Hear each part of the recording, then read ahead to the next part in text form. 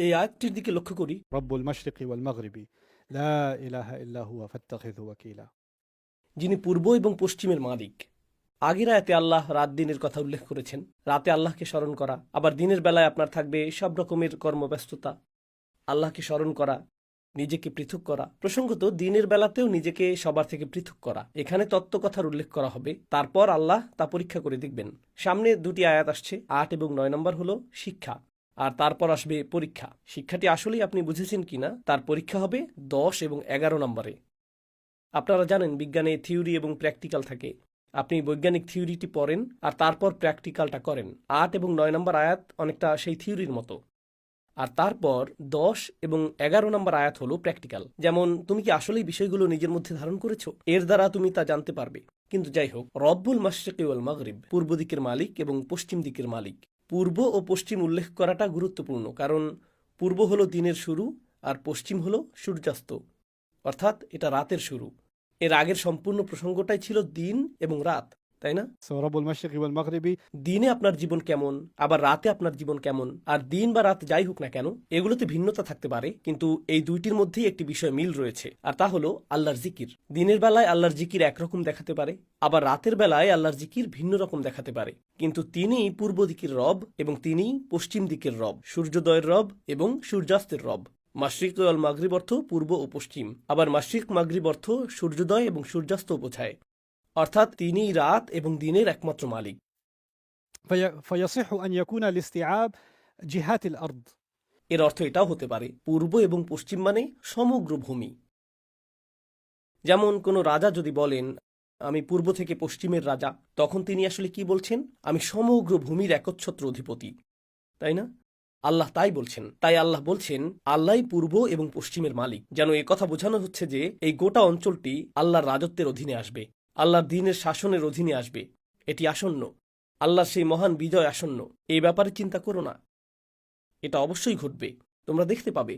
কারণ তখন হিজাজের পূর্ব থেকে পশ্চিম পর্যন্ত মূর্তি দিয়ে পূর্ণ, বহু উপাস্যে পূর্ণ ছিল। কিন্তু সময় ঘনিয়ে আসছে, আর কিভাবে তা বোঝা যাবে? লা ইলাহা ইল্লা হুয়া, অর্থাৎ তিনি ছাড়া ইবাদত, ভালোবাসা, ভক্তি কিংবা আনুগত্য পাবার যোগ্য কোনো সত্তা নেই, কোনোভাবেই না। আমরা সবাই লা ইলাহা ইল্লাল্লাহর সাথে পরিচিত। কিন্তু আমি আপনাদেরকে ইলাহ শব্দটির উপর কয়েকটি নোট দিচ্ছি, যা হয়তো আপনাদের জানা নেই। ইলাহ শব্দটি এসেছে ওয়ালাহ থেকে। وله ওয়ালাহ অর্থ হলো প্রবল ভালোবাসার পাত্র, প্রচণ্ড ভালোবাসার একটি কেন্দ্রবিন্দু, এবং এটা এমন এক ধরনের ভালোবাসা যা পেলে আপনার আর অন্য কিছুর প্রয়োজন অনুভূত হয় না। যখন কোনো ভালোবাসা সম্পূর্ণরূপে আত্মতৃপ্তিদায়ক হয়, তখন আরবিতে তাকে বলা হয় ওয়ালাহ অথবা উলুহ। আর এখান থেকে আমরা ইলাহ বা মালুহ এর ধারণাটি পাই, যা আরবিতে এই শব্দটির কিছু পঠন রীতিতে পাওয়া যায়। আর এটা নির্দেশ করে যে আল্লাহ কেবল ইবাদতেরই পাত্র নন, তিনি হলেন গভীর অনুরাগ ও ভক্তির পাত্র। তিনি হলেন পূর্ণতা দানকারী ভালোবাসার একমাত্র কেন্দ্রস্থল। এমন এক ভালোবাসা যা আপনাকে কষ্টের মধ্যে রাখে না, যে ভালোবাসা আপনাকে অতৃপ্ত রাখে না। কত শত রোমান্টিক কবিতা, গজল, কাসিদা, শায়েরি আছে যেখানে ভালোবাসা মানে হলো শুধুই বেদনা। যেহেতু এটা তুমি, তাই আমি এই বেদনা সয়ে নেব, এর বেদনাও আমি ভালোবাসি, এবং এই ধরনের আরো কত কথা। কারণ জাগতিক ভালোবাসা সবসময় কোনো না কোনো বেদনার সাথে সম্পর্কিত, কিন্তু আল্লাহর ক্ষেত্রে এই ভালোবাসা পূর্ণতা, পরিতৃপ্তি এবং সাকিনাহ দিয়ে পরিপূর্ণ, তাই না? আর এভাবেই আল্লাহ তার এই নামটিকে বর্ণনা করেছেন। ইলাহ শব্দটির অর্থ আরবিতে آلهة. অর্থাৎ ফাজা ইলাইহিও বোঝায়। যখন আপনি কোনো সংকটে ব্যাকুল হয়ে কারো দিকে ছুটে যান, যেমন আপনি এটাকে এভাবেই বলতে পারেন যে যখনই কোনো সমস্যা হয়, কোনো একজনের কথা তৎক্ষণাৎ আপনার মাথায় আসে, যার সাথে আপনার কথা বলতে ইচ্ছে হয়, অথবা দারুণ কিছু ঘটলে তৎক্ষণাৎ কাউকে মেসেজ করে জানাতে চান, জানো কি ঘটেছে? এমন ব্যক্তি যার কাছে আপনি ছুটে যান। ইলাহ এর অন্যতম একটি অর্থ হলো যে কোনো পরিস্থিতিতে আপনি যার মুখাপেক্ষী হন। আপনি কেবল প্রথমেই আপনি যার কাছে যেতে চান। আর প্রসঙ্গত মুসলিমদের মধ্যে এই বিষয়টা প্রাকৃতিকভাবেই রয়েছে। চমৎকার কিছু ঘটল, আলহামদুলিল্লাহ। খারাপ কিছু ঘটল, استغفر الله سبحان الله لا حول ولا قوة إلا بالله. যেন আমাদের স্বভাবটাই এমন, আমরা তাৎক্ষণিক আল্লাহর দিকে ফিরে যাই। আর এটাই মূলত ইলাহ হিসেবে আল্লাহর প্রতি আমাদের স্বীকৃতি, এমনকি আমাদের সংস্কৃতিতেও রয়েছে। এটি খুবই চমৎকার একটি বিষয় যে আমরা এমনটা করি। যে কোনো পরিস্থিতিতেই আমাদের কাছে আল্লাহর দিকে ফিরে যাওয়া এবং তাকে সেভাবে স্মরণ করার একটি সহজ উপায় রয়েছে। তো যাই হোক, رب المشرق والمغرب لا إله إلا هو فاتخذه وكيلا. এখন আসছি দ্বিতীয় শিক্ষায়। প্রথমটি ছিল নিজেকে বিচ্ছিন্ন করে ফেলা। দ্বিতীয় শিক্ষাটি হলো আল্লাহকে নিজের ওয়াকিল হিসেবে গ্রহণ করা, তাকে গ্রহণ করা। এখানে আরবি শব্দটি হলো ওয়াকিল। ওয়াকিল শব্দটির অর্থ আমি ব্যাখ্যা করছি। এটি মূলত এসেছে ওয়াকাল শব্দটি থেকে। ওয়াকাল অর্থ এমন ব্যক্তি যে খুবই দুর্বল, নিজে কিছুই করতে পারে না, عاجز আর সে হলো ليس بنافذ. আপনি যদি তাকে কোনো কাজ শেষ করতে বলেন, সে তা শেষ করতে পারে না। আপনার সন্তানদের কারো কারো মতো, ঘরটা পরিষ্কার করো, আমার পিঠে ব্যথা, Right? তো সেই সময় তারা হলো ওয়াকাল। এবং يكل أمره إلى غيره. এর অর্থ হলো আমি পারছি না, আপনি কি আমার কাজটা করে দেবেন? আমি এই কাজটি করতে একেবারেই অক্ষম, আমি এটা পুরোপুরি আপনার উপর ছেড়ে দিচ্ছি। ওয়াকাল শব্দটি এমন ব্যক্তির জন্য ব্যবহৃত হতো যে ধীরগতির, অথবা কোনো কাজ করার ক্ষেত্রে খুবই বোকা, কিংবা কাজটি করতে খুবই দুর্বল। সে খুব ধীরে কাজ করে, তাই তা আর সম্পূর্ণ হয় না। সে অনেক বেশি বোকা, তাই সে এটা ঠিকমতো করতে পারে না, অথবা সে খুবই দুর্বল। وكلت الناقة. যখন একটি উট কর্মতৎপর না, যখন সেই উটটি অকাল, এখান থেকেই মূলত তাওয়াক্কুল এর ধারণাটি এসেছে। আমি মেনে নিচ্ছি যে কোনো পরিস্থিতিতে সবকিছু নিয়ন্ত্রণ করার ক্ষমতা আমার নেই, তাই যা কিছু আমার নিয়ন্ত্রণের বাইরে আমি তা আল্লাহর হাতে সঁপে দিচ্ছি। সেই আল্লাহ যিনি পূর্ব এবং পশ্চিম সব কিছু নিয়ন্ত্রণ করেন, সেই আল্লাহ যিনি ছাড়া আর কোনো ইলাহ নেই, ফিরে যাওয়ার মতো আর কেউ নেই। তাই আল্লাহ বলছেন, তাকেই তোমার ওয়াকিল হিসেবে গ্রহণ করো।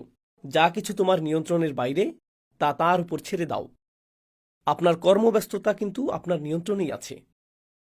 আপনাদের তাহাজ্জুদ নামাজও আপনার নিয়ন্ত্রণে আছে, তাই না? কিন্তু এমন কিছু বিষয় আছে যা আল্লাহ এখানে ফাত্তাখিযহু ওয়াকিলা বলার মাধ্যমে আল্লাহ আসলে বোঝাচ্ছেন যে এমন আরও অনেক বিষয় আছে যা পুরোপুরি আপনার নিয়ন্ত্রণের বাইরে। রাসূল সাল্লাল্লাহু আলাইহি সাল্লামের দাওয়াতে কেউ কিভাবে প্রতিক্রিয়া দেখাবে সেটা কি নবীজির নিয়ন্ত্রণাধীন? না। কেউ কি তার সাথে হিংস্র আচরণ করবে? কেউ কি গ্রহণ করবে? কেউ কি গ্রহণ করে পরে প্রত্যাখ্যান করবে? নাকি কেউ প্রত্যাখ্যান করে পরে গ্রহণ করবে? এর কোনোটিই কিন্তু তার নিয়ন্ত্রণাধীন নেই। আল্লাহর উপর তাওয়াক্কুলের ক্ষেত্রে প্রথম যে শিক্ষাটি দেওয়া হচ্ছে তা হল, মানুষ কখনোই অন্য মানুষকে নিয়ন্ত্রণ করতে পারে না, এবং আমরা কখনোই অন্য কারো হৃদয় বা মন নিয়ন্ত্রণ করতে পারি না। এই সত্যটা মেনে নিন। শুধু উপলব্ধি করুন, আমার কোনো নিয়ন্ত্রণ নেই। আমার কোনো নিয়ন্ত্রণ নেই। আমার ছেলের উপর আমার কোনো নিয়ন্ত্রণ নেই, আমার মেয়ের উপর আমার কোনো নিয়ন্ত্রণ নেই, আমার স্ত্রীর উপর আমার কোনো নিয়ন্ত্রণ নেই, আমার স্বামীর উপর আমার কোনো নিয়ন্ত্রণ নেই। আমার কেবল নিজের উপর নিয়ন্ত্রণ আছে। আল্লাহ জিজ্ঞেস করবেন কিভাবে আমি সেই নিয়ন্ত্রণকে ব্যবহার করেছি, আর বাকি সব কিছুর ক্ষেত্রে আমি সেই নিয়ন্ত্রণ কার হাতে তুলে দিচ্ছি? আল্লাহ। ফাত্তাখিযহু ওয়াকিলা। আপনি আপনার কাজ করে যাচ্ছেন, কিন্তু কোনো ফলাফল দেখছেন না। রাসূল সাল্লাল্লাহু আলাইহি সাল্লাম হয়তো দাওয়াত দিচ্ছেন এবং প্রতিদিন পরিস্থিতি আরো বেশি আক্রমণাত্মক হয়ে উঠছে, তিনি কোনো সুফল দেখতে পাচ্ছেন না। আর আল্লাহ বলছেন, সেসব তো এমনিতেও আপনার নিয়ন্ত্রণের বাইরে। আমি তো আপনাকে নিয়ন্ত্রণ করতে বলছি না, ফলাফল আপনার উপর নির্ভর করে না, এর নিয়ন্ত্রণ আপনার হাতে নেই। لست عليهم بمسيطر. আপনি তাদের উপর কর্মনিয়ন্ত্রক নন, আপনি তাদের নিয়ন্ত্রণকারী নন। আল্লাহর উপর ছেড়ে দিন। ঠিক এখানেই মানুষকে তাদের নিজেদের দুর্বলতা এবং নিজেদের অক্ষমতাকে মেনে নিতে হবে। ফাত্তাখিযহু ওয়াকিলা হলো ঠিক তাসবিহ এর মতোই। তাসবিহ এর ক্ষেত্রে আমরা আল্লাহর পূর্ণতা এবং নিজেদের অপূর্ণতা ঘোষণা করি। তাওয়াক্কুলের ক্ষেত্রে কিছু করার ব্যাপারে আমরা আল্লাহর সক্ষমতা এবং নিজেদের অক্ষমতার কথা ঘোষণা করি। আমাদের নিয়ন্ত্রণহীনতা এবং আল্লাহর পরিপূর্ণ নিয়ন্ত্রণকে আমাদের মেনে নিতে হবে। فاتخذه وكيلا.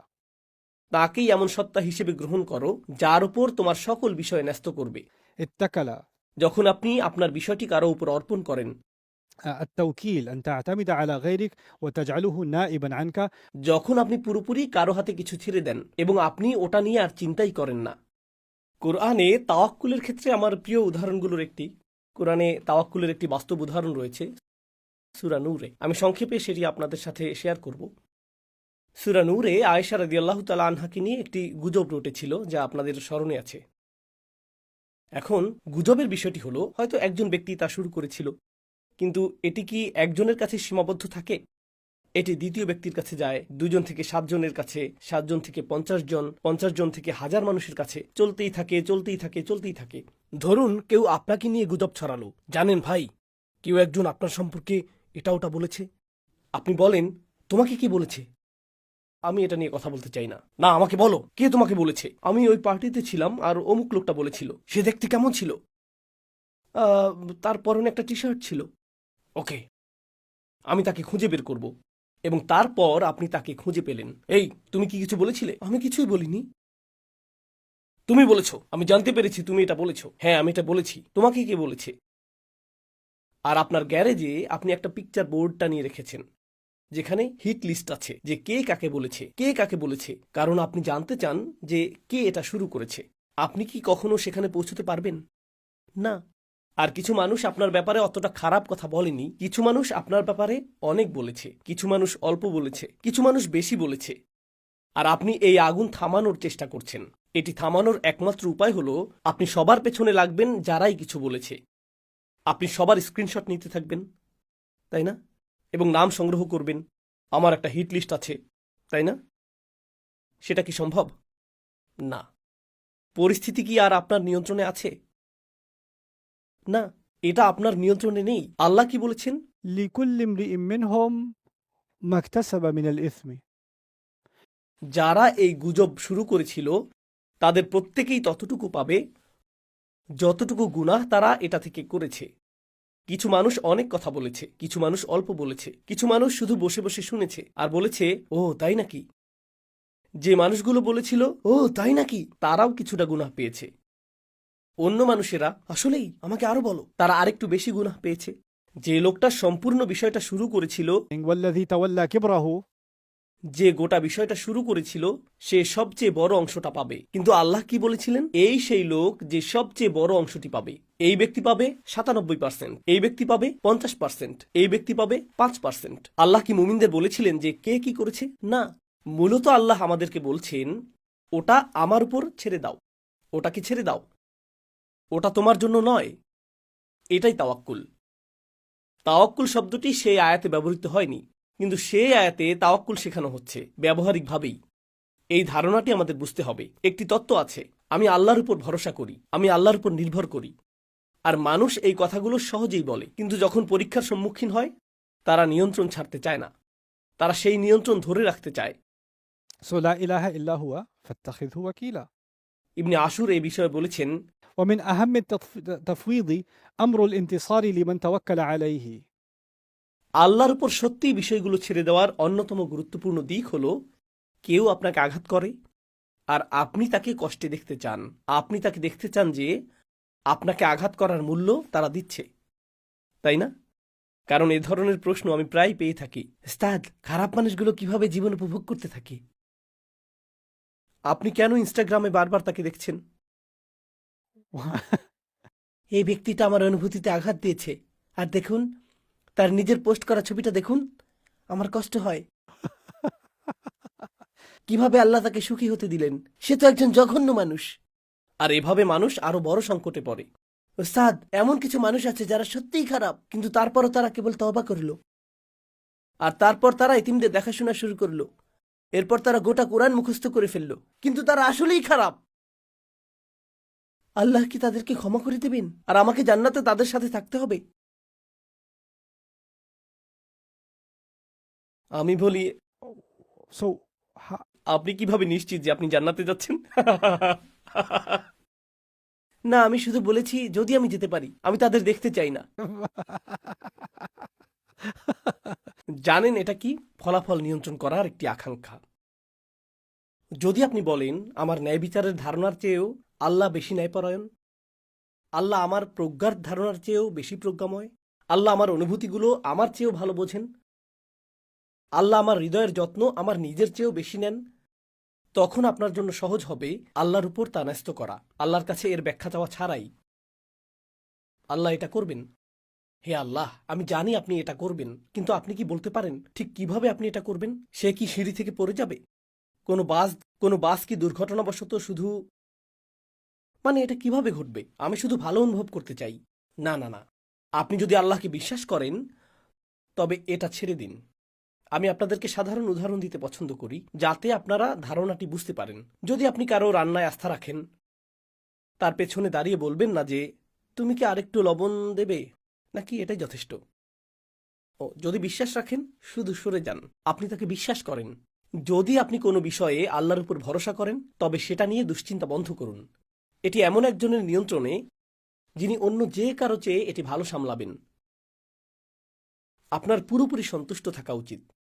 এখন আপনি আর চিন্তিত নন কে কি বলল, কে এটা করছে, কার সাথে আল্লাহ ন্যায় বিচার করবেন, এই মানুষেরা নাকি ওই মানুষেরা। না না না, أم حسب الذين يعملون السيئات أن يسبقونا ساء ما يحكمون. যারা অন্যায় করে তারা কি মনে করেছে যে তারা আমার আয়ত্তের বাইরে চলে যাবে? কি জঘন্য সিদ্ধান্ত তারা নিয়েছে। তাই তিনি বলছেন, আল্লাহর প্রতি তাওয়াক্কুলের অন্যতম বড় একটি দিক হলো বিষয়টি ছেড়ে দেওয়া, প্রতিশোধ, প্রতিহিংসা বা ন্যায় বিচারের প্রয়োজনকে আল্লাহর উপর ছেড়ে দেওয়া। فإن النبي صلى الله عليه وسلم لما بلغ قول المشركين فيه اغتم لذلك.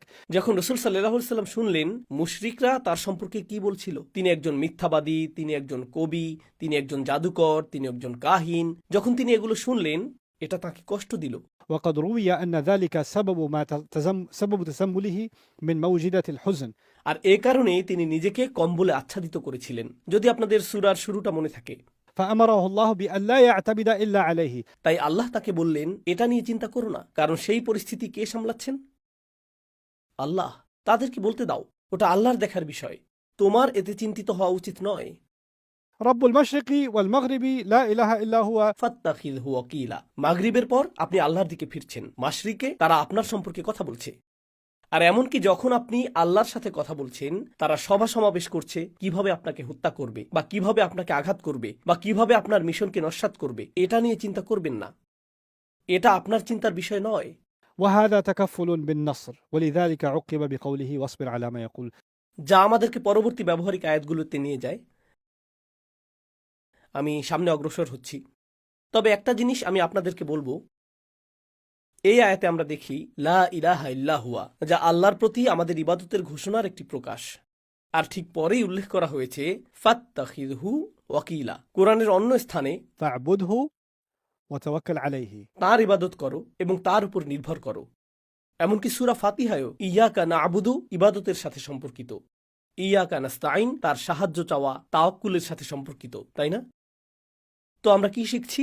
ইবাদতের প্রথম উপাদান, একবার যখন আপনি আল্লাহর ইবাদতে প্রবেশ করেন, আপনি যে সত্যিই প্রবেশ করেছেন, আমি যে সত্যিই আল্লাহর ইবাদতে প্রবেশ করেছি, তার অন্যতম প্রকাশ হলো আমি কিছু বিষয় আল্লাহর উপর ন্যস্ত করতে শিখেছি যা আমার নিয়ন্ত্রণের বাইরে, এবং আমি এটা বলতে পারি যে আমি তার উপর সম্পূর্ণ আস্থাশীল। তিনি একমাত্র সত্তা, আল্লাহু মুস্তাআন। এটাই যথেষ্ট, এটাই আমার জন্য যথেষ্ট।